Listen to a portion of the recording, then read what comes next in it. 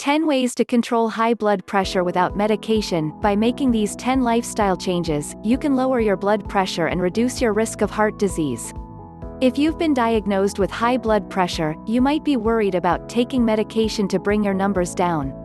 Lifestyle plays an important role in treating your high blood pressure. If you successfully control your blood pressure with a healthy lifestyle, you might avoid, delay or reduce the need for medication. Here are 10 lifestyle changes you can make to lower your blood pressure and keep it down. Lose extra pounds and watch your waistline. Blood pressure often increases as weight increases. Being overweight also can cause disrupted breathing while you sleep, which further raises your blood pressure. Weight loss is one of the most effective lifestyle changes in controlling blood pressure. Losing even a small amount of weight if you're overweight or obese can help reduce your blood pressure. In general, you may reduce your blood pressure by about 1 mm of mercury with each kilogram of weight you lose. Besides shedding pounds, you generally should also keep an eye on your waistline. Carrying too much weight around your waist can put you at greater risk of high blood pressure. In general, men are at risk if their waist measurement is greater than 40 inches. Women are at risk if their waist measurement is greater than 35 inches. These numbers vary among ethnic groups. Ask your doctor about a healthy waist measurement for you. Exercise regularly. Regular physical activity, such as 150 minutes a week, or about 30 minutes most days of the week, can lower your blood pressure by about 5 to 8 mm if you have high blood pressure. It's important to be consistent because if you stop exercising, your blood pressure can rise again. If you have elevated blood pressure, exercise can help you avoid developing hypertension. If you already have hypertension, regular physical activity can bring your blood pressure down to safer levels. Some examples of aerobic exercise you may try to lower blood pressure include walking, jogging, cycling, swimming or dancing. You can also try high-intensity interval training, which involves alternating short bursts of intense activity with subsequent recovery periods of lighter activity. Strength training also can help reduce blood pressure. Aim to include strength training exercises at least 2 days a week. Talk to your doctor about developing an exercise program. Eat a healthy diet. Eating a diet that is rich in whole grains, fruits, vegetables, and low-fat dairy products and skims on saturated fat and cholesterol can lower your blood pressure by up to 11 mmHg if you have high blood pressure. This eating plan is known as the Dietary Approaches to Stop Hypertension diet. It isn't easy to change your eating habits, but with these tips, you can adopt a healthy diet. Keep a food diary. Writing down what you eat, even for just a week, can shed surprising light on your true eating habits. Monitor what you eat, how much, when and why. Consider boosting potassium. Potassium can lessen the effects of sodium on blood pressure. The best source of potassium is food, such as fruits and vegetables, rather than supplements. Talk to your doctor about the potassium level that's best for you. Be a smart shopper. Read food labels when you shop and stick to your healthy eating plan when you're dining out, too. Reduce sodium in your diet. Even a small reduction in the sodium in your diet can improve your heart health and reduce blood pressure by about 5 to 6 mmHg if you have high blood pressure. The effect of sodium intake on blood pressure varies among groups of people. In general, limit sodium to 2,300 mg/mg a day or less. However, a lower sodium intake, 1,500 mg a day or less, is ideal for most adults. To decrease sodium in your diet, consider these tips. Read food labels.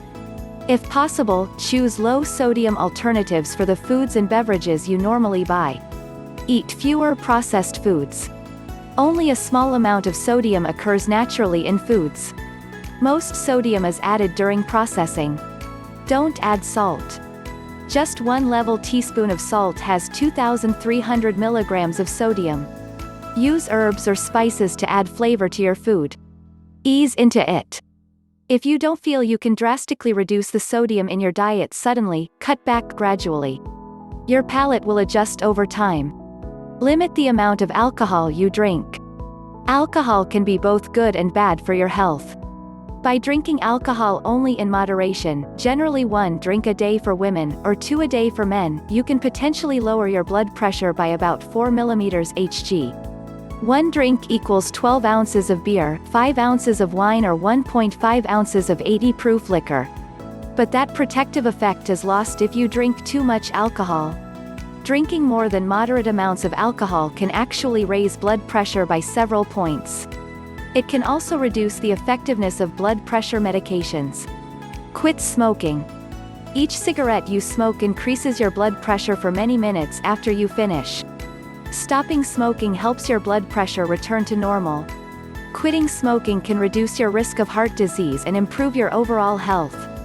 People who quit smoking may live longer than people who never quit smoking. Cut back on caffeine. The role caffeine plays in blood pressure is still debated. Caffeine can raise blood pressure up to 10 mm Hg in people who rarely consume it. But people who drink coffee regularly may experience little or no effect on their blood pressure.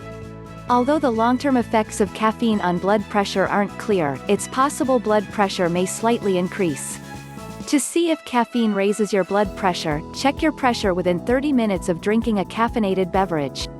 If your blood pressure increases by 5 to 10 mm Hg, you may be sensitive to the blood pressure-raising effects of caffeine.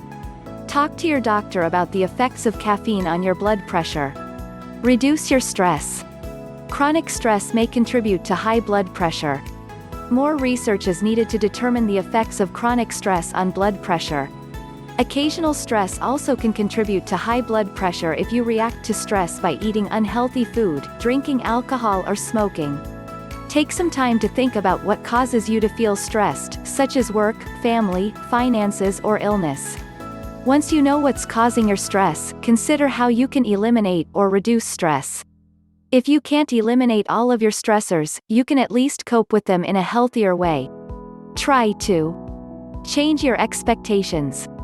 For example, plan your day and focus on your priorities. Avoid trying to do too much and learn to say no. Understand there are some things you can't change or control, but you can focus on how you react to them. Focus on issues you can control and make plans to solve them. If you are having an issue at work, try talking to your manager. If you are having a conflict with your kids or spouse, take steps to resolve it. Avoid stress triggers. Try to avoid triggers when you can. For example, if rush hour traffic on the way to work causes stress, try leaving earlier in the morning, or take public transportation. Avoid people who cause you stress if possible. Make time to relax and to do activities you enjoy. Take time each day to sit quietly and breathe deeply. Make time for enjoyable activities or hobbies in your schedule, such as taking a walk, cooking or volunteering. Practice gratitude. Expressing gratitude to others can help reduce your stress. Monitor your blood pressure at home and see your doctor regularly. Home monitoring can help you keep tabs on your blood pressure, make certain your lifestyle changes are working, and alert you and your doctor to potential health complications. Blood pressure monitors are available widely and without a prescription. Talk to your doctor about home monitoring before you get started. Regular visits with your doctor are also key to controlling your blood pressure. If your blood pressure is well controlled, check with your doctor about how often you need to check it. Your doctor may suggest checking it daily or less often. If you're making any changes in your medications or other treatments, your doctor may recommend you check your blood pressure starting 2 weeks after treatment changes and a week before your next appointment. Get support. Supportive family and friends can help improve your health. They may encourage you to take care of yourself, drive you to the doctor's office, or embark on an exercise program with you to keep your blood pressure low. If you find you need support beyond your family and friends, consider joining a support group.